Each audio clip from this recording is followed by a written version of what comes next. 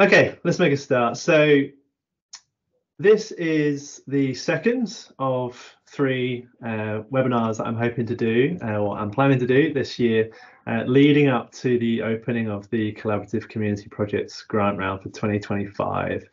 So this last month, we looked at articulating organizational strategy and church community engagement priorities. And this webinar is specifically around designing transformational projects with meaningful measures of success. And so this is going to be very relevant if you're thinking of putting an application in for a grant through Carinity, but also this is going to help you just ground a bit of understanding in terms of what a transformational project should look like, and if you're going to measure long-term transformation with the people you're working with. So it's relevant for both of those areas. And then next month, I'll drill into specifically what it's going to look like to access a grant from the Collaborative Community Projects funding that we have at Carinity, and specifically the means of doing that through the online portal as well. So three broad areas. Let's just start. I mean, most of you here have already seen a bit of who I am if you joined in the last webinar, but all I wanted to add was specifically that that the role that I've done the last 13 years has been specifically very focused on what it means to design a transformational project and what it means to measure success over the long term. And so I'm going to try and condense all of that 13 years into about 30 minutes.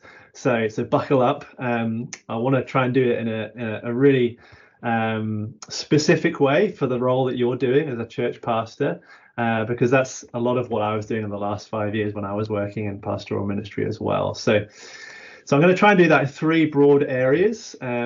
Firstly, I want to try and define what poverty is and what a transformational project looks like with a biblical lens, recognizing that transformation and poverty is multifaceted. And so how do we take a biblical lens to try and address that kind of thing, those kind of projects in a multifaceted way?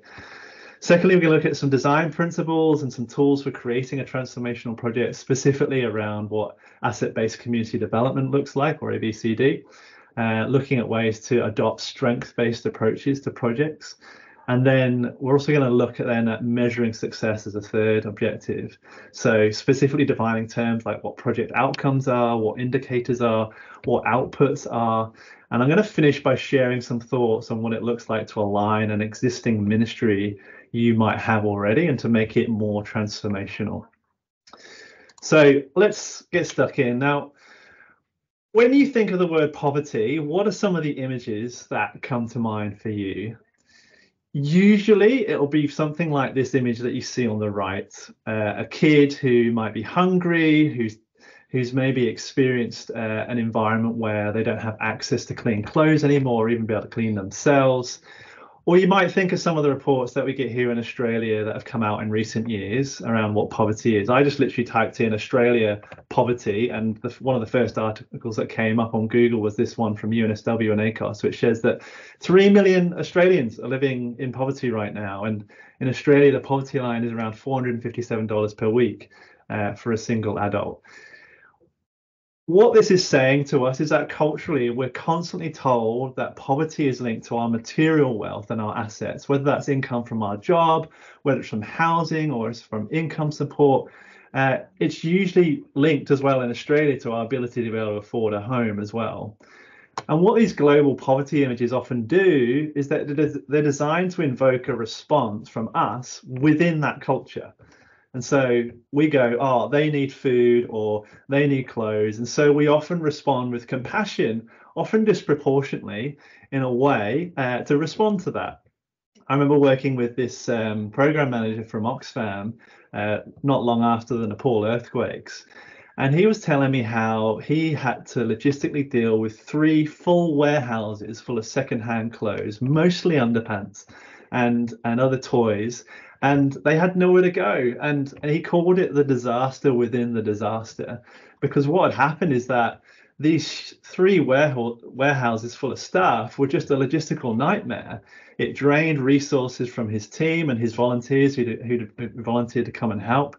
And so it was a counterproductive way of responding to poverty in his mind. The reality is poverty is much more complex and multifaceted than just material wealth, and hunger and responding to hunger is just one symptom of poverty. And Jesus knew this very well, which is why I want to consider a deeper definition of poverty when it comes to transformational projects. So I was debating whether to include this graphic or not, but I thought it's pretty funny. So he's got Jesus and Peter. Jesus to Peter says, "We need to distribute wealth to this man. He's in dire need of some temporal material gain." And then Peter says, "But Lord, I thought your kingdom was not of this world." And Jesus says, "Scrap all that. From now on, the kingdom of God will be about socioeconomic equality and feeling good about ourselves for helping this man for a day or two." Now, is addressing material needs enough to relieve poverty? This tongue-in-cheek depiction would suggest otherwise. Or is it more actually about making us feel good about ourselves? And what is the kingdom of God as it relates to poverty if it's not about addressing social and economic equality and material wealth? The reality is, whenever we start to consider poverty and the kingdom of God more deeply from a biblical perspective, it's hard to escape this principle of justice. Now, you probably, as pastors, will have come across this idea of justice and what it actually means. The Hebrew meaning is this word mishpat. And one of the connotations of what it actually means is to restore what was lost. Micah 6 verse 8, "He has shown you, O mortal, what is good. And what does the Lord require of you? To act justly and to love mercy and to walk humbly with your God." Now, interestingly, 80 to 90% of the times when justice is referred to biblically, it's in this form of mishpat. It's this restorative sense of justice rather than retributive. It's to make good or to make amends. Isaiah 1:17, "Learn to do right, seek justice, defend the oppressed, take up the cause of the fatherless and plead the case of the widow." And then in Deuteronomy 10:19, "And you are to love those who are foreigners, for you yourselves were foreigners in Egypt." Time and again, whenever we consider biblical justice, we see what's known as this quartet of the vulnerable. And I've underlined those in these scriptures here. It's the oppressed, the fatherless, the widow, and the foreigners, the poor being obviously the oppressed as part of that. God calls us to pay special attention to all four of these disadvantaged people groups. And nowhere is this more pronounced than in the book of Ruth. We see this multifaceted approach to addressing vulnerability that Boaz does. Ruth is a foreigner, she's a widow, she's poor, and she's essentially an orphan because she's got no family of origin protection. In Ruth 2 verse 6, the overseer refers to Ruth as the Moabite who came back from Moab. Imagine Dan saying to me, he's the British guy who came back from Britain.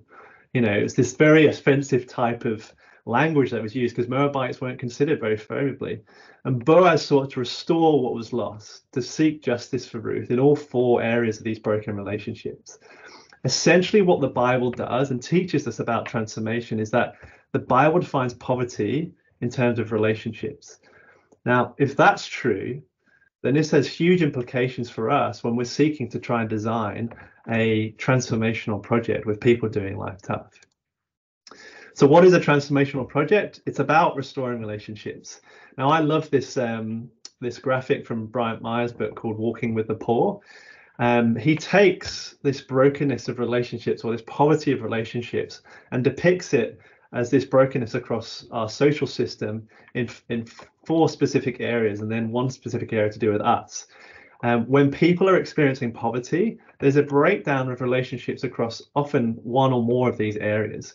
So let's take, for example, someone who's an Indigenous Australian who's recently been released from prison. Often they've got a breakdown of the social system as it relates to other people in their world. This could be racism. Even in their own community, they could not be accepted anymore. And in the environment, they've got no access to land and often no access to housing and income. And so this creates this very broken relationship with what would be considered to be a God of some kind, a God who loves them and who wants to show grace to them. And what this does on an individual level, it just mars their sense of who they are. They don't feel like they've got anything to contribute. They can often feel like they've got nothing to live for. And so things like depression and anxiety can start to increase. Our job as ministers of the gospel and of the good news of Jesus is to remind people that they do have a sense of self and they have been created in the image of God. A good example is when we start to do something like a community garden ministry. Often people who've lost access to their ability to earn an income or to grow their own food can start to do that in collaboration with other people. When people start to join in community in those environments, they often have this deepening of sense of self because they start to realize they do have something meaningful to contribute. They start to find a sense of purpose and meaning by contributing as part of something that's bigger than themselves. And over time, if you've got a good team of people around this person to encourage them to recognize that they do have something to contribute and that do have gifts, things like depression and anxiety can start to ease.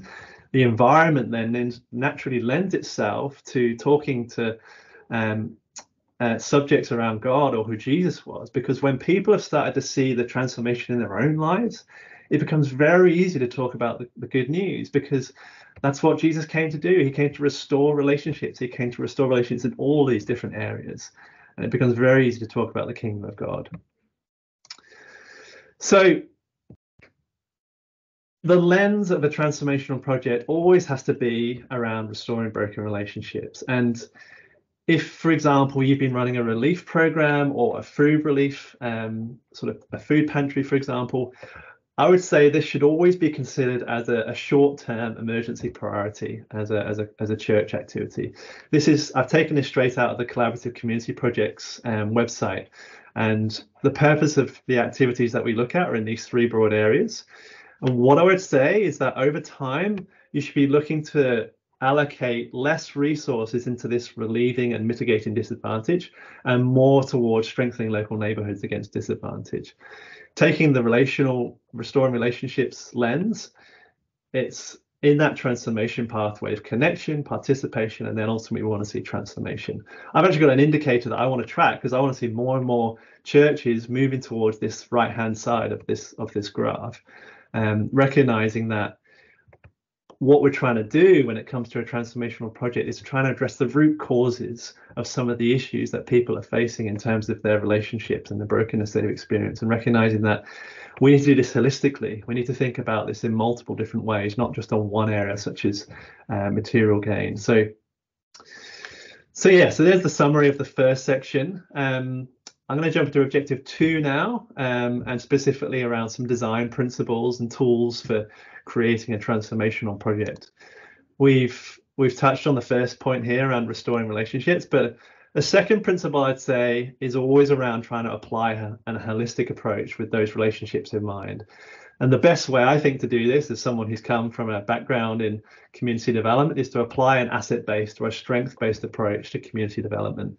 This will ensure you'll restore relationships across multiple different areas of a person's worldview and social system with a biblical lens in mind. So just to drill down a bit more into this transformation pathway, you might be thinking, yeah, of course, transformation is part of transformation, right? But what I wanted to do was say there are 3 specific areas of change that you want to be looking for in a person's life if you're going to design a transformational project. So under connection, it's essentially around creating belonging. How can you bring people in, whether that's through a food relief program or whatever, and facilitate these safe environments where they can start to have a sense of themselves and also connect with the people that are doing life tough as well? What can you do in this participation space to enable people to start contributing and expressing their gifts in some way? And in this transformation space, this is where you're looking to try and encourage people to or start equipping people to start leading their own things. When I say foster empowerment, I'm saying how can you seek to help people lead their own initiative, or maybe resource them to start their own initiatives. This is a very specific way in my mind of trying to adopt a holistic approach in an increasing scale. So a lot of the projects we support at the moment through Carinity are this connection space around relieving mitigating disadvantage, but more and more I'm starting to see churches wanting to sort of move into this transformation space. How can we start to measure change as it relates to transformation, personal transformation, but also in these broken relationships they're often seeing? So just to recap, if you didn't join for the first webinar, I touched on long-term aims and strategic outcomes. And so we're going to drill down now a bit into what project outcomes look like on this scale, what will drive success strategically for you as a church, and how you're actually going to measure this over the long term as well. Now, I use an example of a Connection Church, and we, in the first webinar, we got to this point where we had defined some long-term aims for Connection Church, one of which was reach the lost, and we drilled down into what some strategic outcomes might look like, or the filters of defining success. And we got these 2 strategic outcomes, which have been very much developed. And if you didn't join in the first webinar, I'd encourage you to go back just to get a bit of a reference point for what we're going to do now in this project outcomes section. So what we're going to do, we're going to take Connection Church as an example, and we're going to see, okay, what's going to drive success in a transformational project, specifically with these strategic outcomes in mind, but also with the long-term aims, but also the vision, mission, and values as well. So let's go into one tool, which is called problem trees. Now, when you create a problem tree, whether you're overseas in a development context or in a local church context, this process is a really effective tool, and it's a really inclusive and participatory tool to try and find ways that, or trying to find, analyze connected problems in terms of causes and effects. And so the reason it's called a tree, you'll get soon. But if you're Connection Church, you're going to try and define a core problem for you. And in this case, they define that social isolation for the over 55s is a core problem they want to address. There could be lots of different problems, but you might think for Connection Church, they just want to focus on this specific area because of the environment they're in. And so that's the step 1, identify your core problem. Now, step 2 is to identify the causes of this problem, or the roots that are really driving some of this. It could be low income, it could be marital breakdown, they could be seeing things like so they might have served some time in prison, and so there's a lot of stigma associated with that.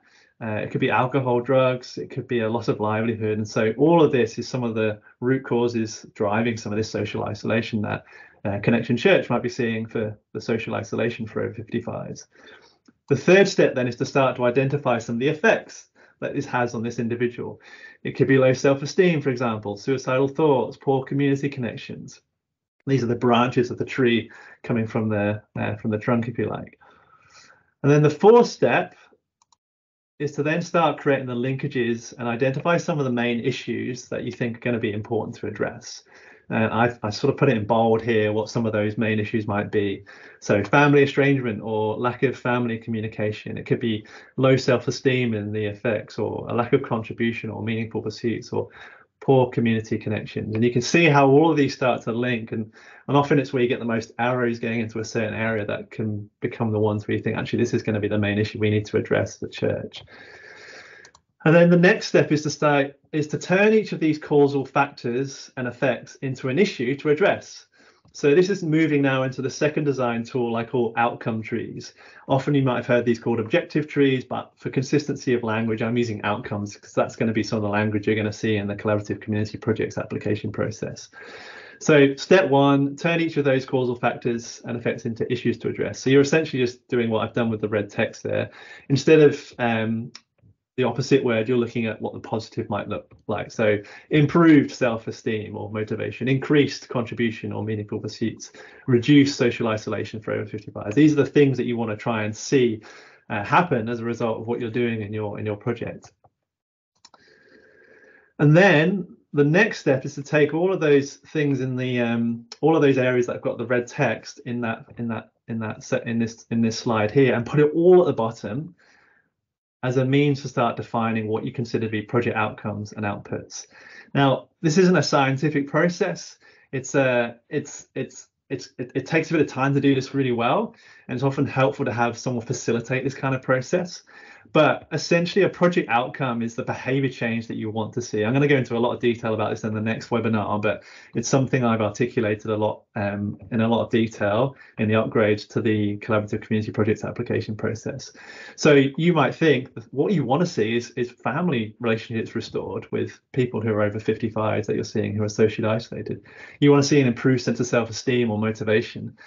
And then the things that you expect to see, or the outputs, enhance community connections. You want to create projects that are going to enhance the connections that people have with other people, but also with people who have done similar pathways of disadvantage, or people who have got a faith that have come from backgrounds of disadvantage as well. You want to increase contribution and meaningful pursuits and increase family and communication again. And so the next step then is to think about, okay, what are some of the effects that this could yield for someone who's been doing life tough? And you start to then think about, these actually could be used as indicators. For example, leading a community initiative, which we mentioned earlier, having a growth mindset, contributing to community initiatives or expressing their gifts in some way, having an increased sense of belonging and acceptance.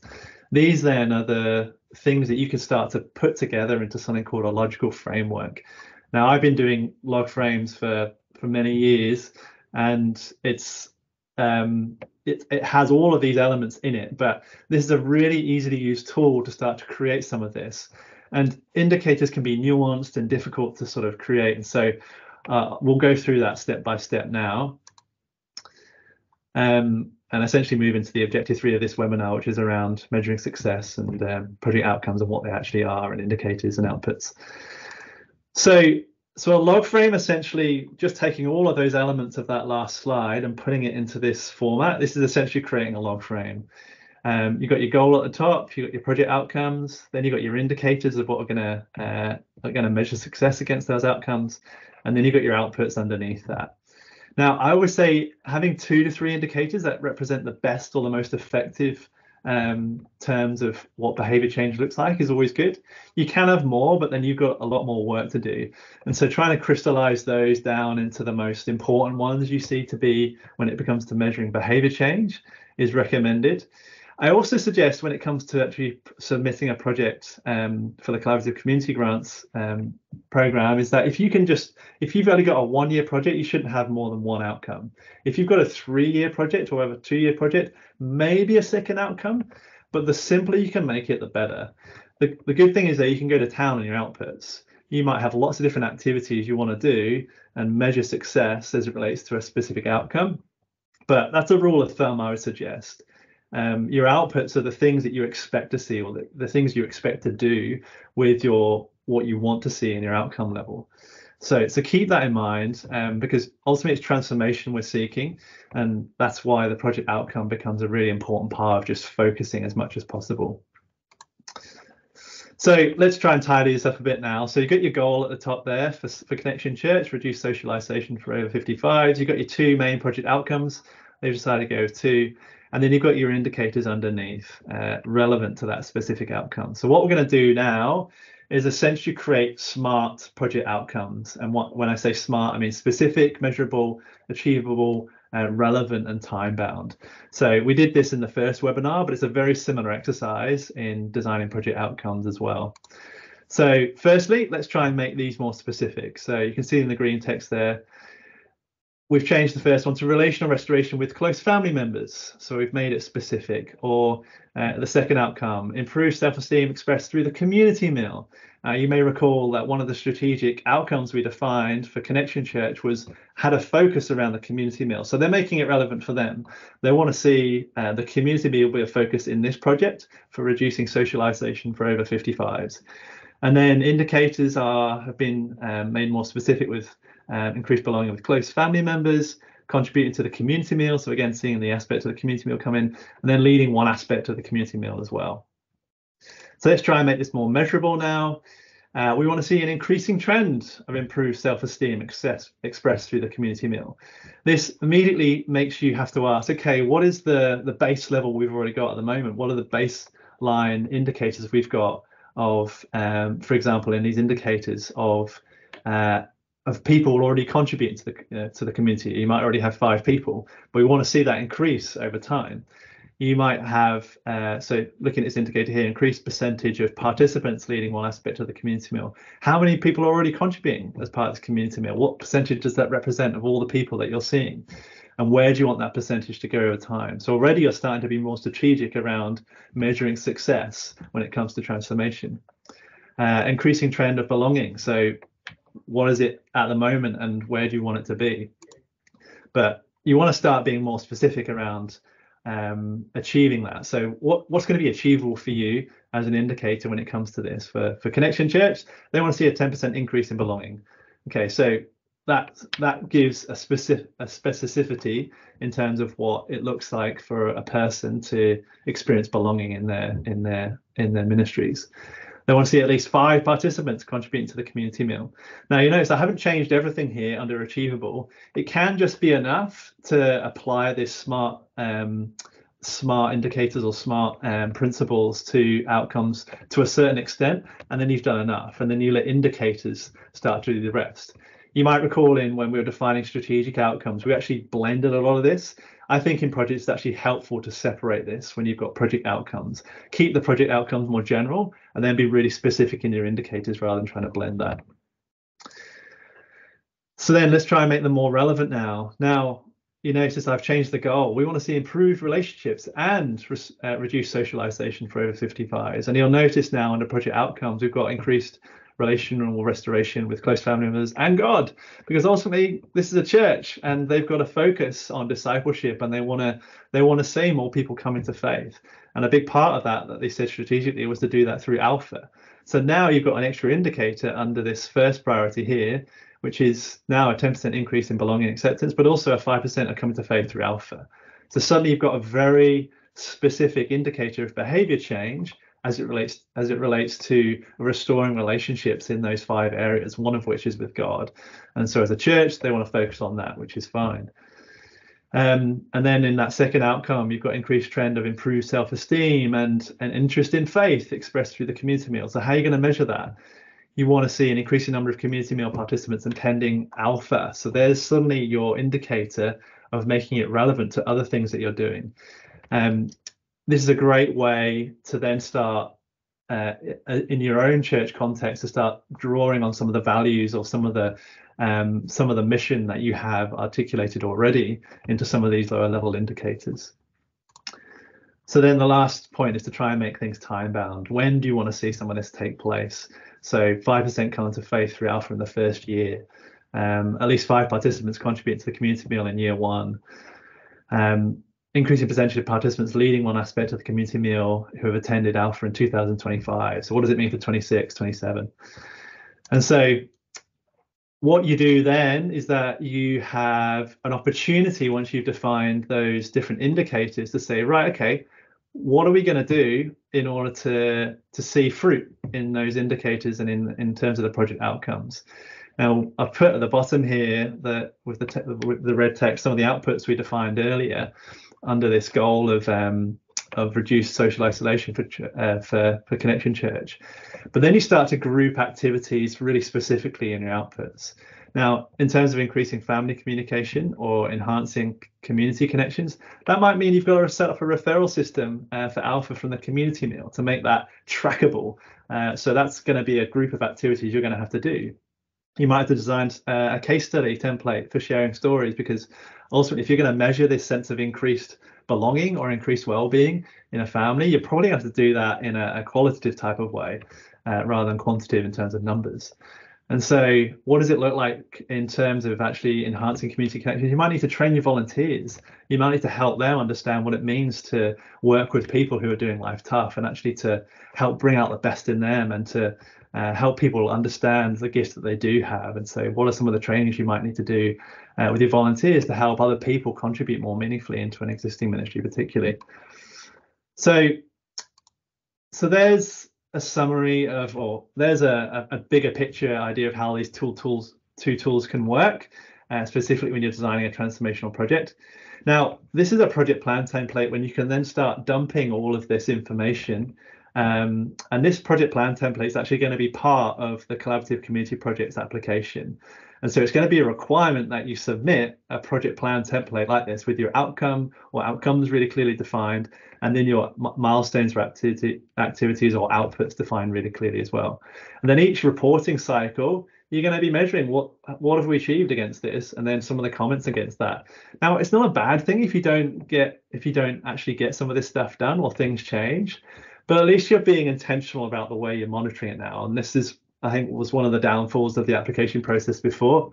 It didn't try and track your specific outcomes in terms of this annual or every 6 month kind of way. And this is going to help you really stay on track with what you set out to do in relation to not only your project outcomes, but also your strategic priorities as a church as well. But don't worry, there's going to be lots of guided notes on how to do this in the new version of the grant application. But this is going to be a really helpful tool for you to be able to articulate transformation as it relates to the projects that you're planning to submit. And of course, you're more than welcome to reach out to me if you're not sure. But what should help is that you're gonna start being really specific around when you're going to do certain things across the lifetime of your project.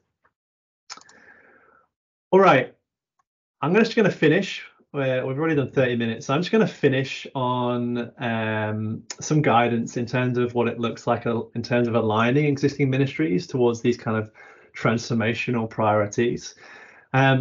Because having done this in my last role of having to transition or adapt an existing food relief ministry into a community meal, there were some things I learned along the way which I did, and some that helped, and then also some things I just couldn't avoid.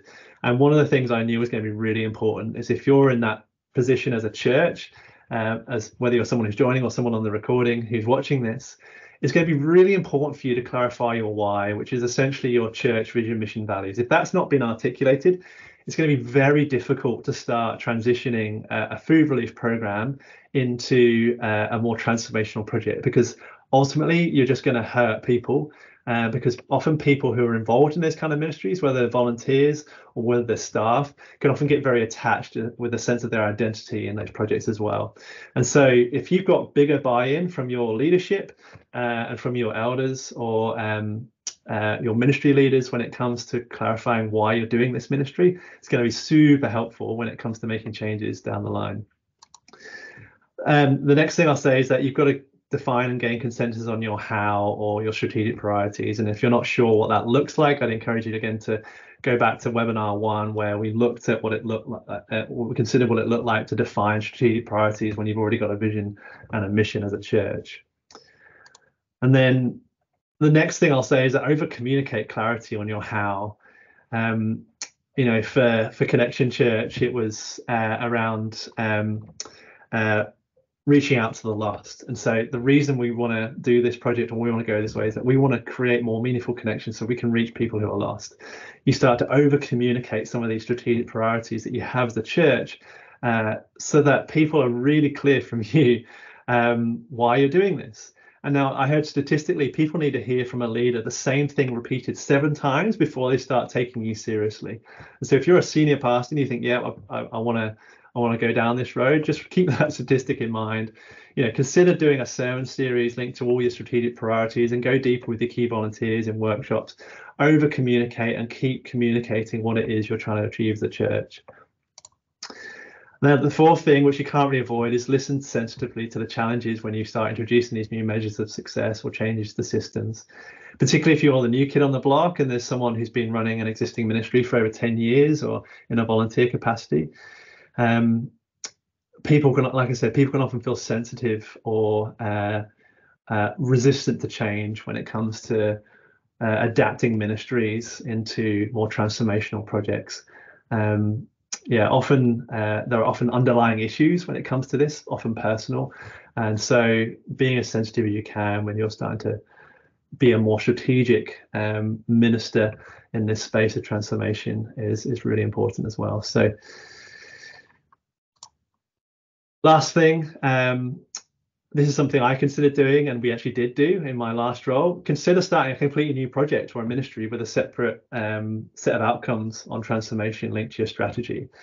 For example, you could have a food relief ministry that keeps going, but often when volunteers who often overlap those two ministries start to see the transformation that you're doing in, say, a community meal, they start to get a lot more buy-in in terms of the strategic outcomes. So it's actually something to consider. Do you start a separate ministry alongside an existing one, which is actually proving very difficult to adapt? So, all right, that's 35 minutes. I hope I didn't bulldoze you too much with my British accent and my monotone. But feel free, if you've got any questions that you'd like to raise now, and maybe just raise your hand and I can unmute you.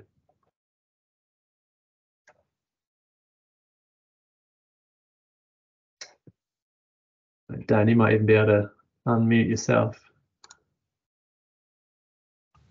Thanks, Phil. Just a quick question. If people need some extra coaching to help ground what you're talking about, where you mentioned going back to the webinar 1. Yeah.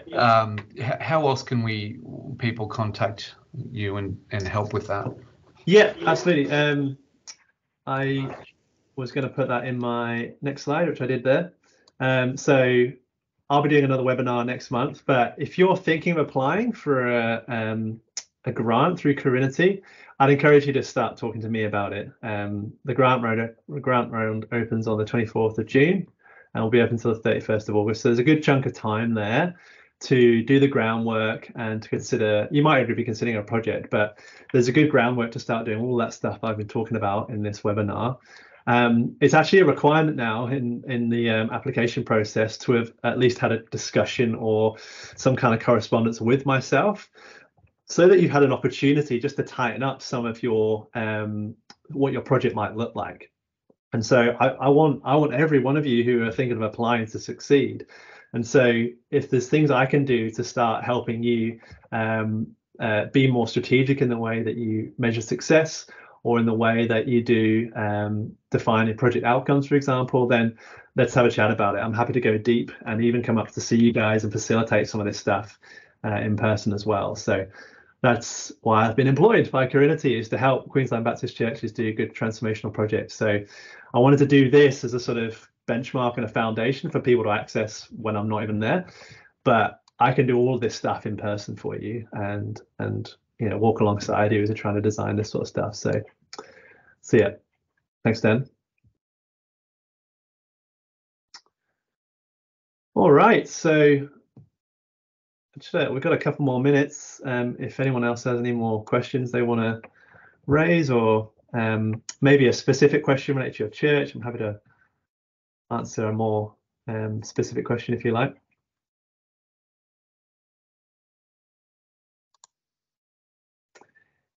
If not, then all good. I wish you all the best as you're maybe considering applying for a grant through Carinity. And like I said, this stuff is really important if you want to try and seek to design something that's really transformational as a church. I realize that a lot of it's complicated, and I rocketed through a lot of that content. But when you maybe play it back on 0.8 speed, and you'll get a greater appreciation for some of the stuff. But I'll send you around a copy of the slides as well, so you can reference those. But like I said, reach out to me if you're not sure or you're thinking of putting a project in for next year. I'm happy to walk you through these steps. So cool. All the best. Thanks, Shane. Thanks, Josh. Thanks, Christine. Thanks, Chris. And look forward to collaborating with you guys in the future.